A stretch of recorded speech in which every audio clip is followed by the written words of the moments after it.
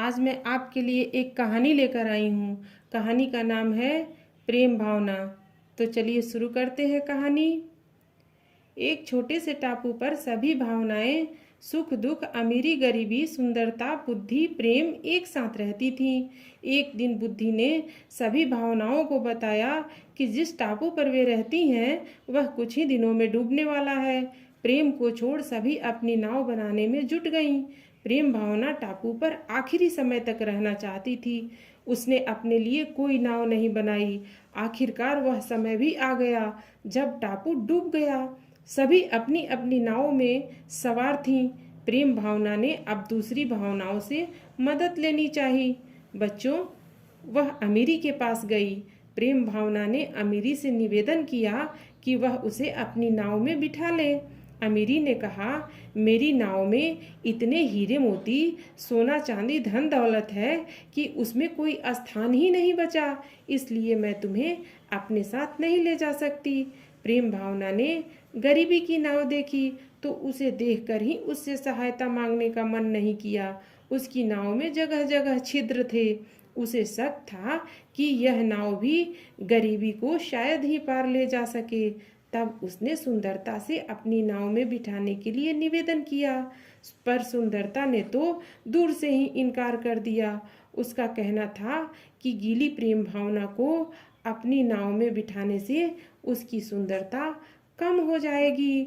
बच्चों, तब प्रेम भावना ने दुख से अपनी नाव में बिठाने को कहा। दुख ने उत्तर दिया, मैं तो पहले ही दुखी हूँ, मुझे और दुखी मत करो, मुझे अकेला रहना ही अच्छा लगता है। तभी प्रेम भावना ने देखा कि सुख उसके बगल से अपनी नाव निकाल ले गया। उसने सुख को आवाज लगाई,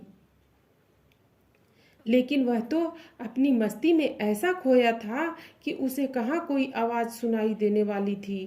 तभी प्रेम भावना के कानों में आवाज आई, इधर हमारी नाव में आ जाओ। उसने देखा कि एक नाव में बैठे एक बुजुर्ग पुरुष और स्त्री उसे अपनी नाव में आने को आमंत्रित कर रहे हैं। प्रेम भावना की प्रसन्नता का ठिकाना न रहा। वह तो तुरंत उनकी नाव में जा बैठी। अपनी जान बचाने की उमंग में उसने यह भी ना पूछा कि वे कौन थे। जब वे तीनों सुरक्षित टापू पर पहुंच गए तो बुजुर्ग पुरुष नाव से उठा और चुपचाप आगे बढ़ गया। बुजुर्ग स्त्री नाव में ही रही। बच्चों, प्रेम भावना ने उससे पूछा, मेरी जान किसने बचाई? वह बुजुर्ग जो चले गए हैं वे कौन थे? तब उस बुजुर्ग स्त्री ने उत्तर दिया, मैं बुद्धि हूँ, और जो बुजुर्ग चले गए हैं वह समय थे। उन्होंने ही तुम्हारी जान बचाई, क्योंकि केवल समय को ही पता था कि तुम्हारी इस दुनिया में बहुत आवश्यकता है। तुम्हारे बिना दुनिया इतनी कठोर हो जाएगी कि यहाँ रहना दूभर हो जाएगा। तुम ही से को स्नेहपूर्ण और पृथ्वी को रहने लायक बनाती हो। यह सुनकर प्रेम भावना पृथ्वी पर भ्रमण करने निकल पड़ी ताकि लोग और स्नेहपूर्वक रह सके।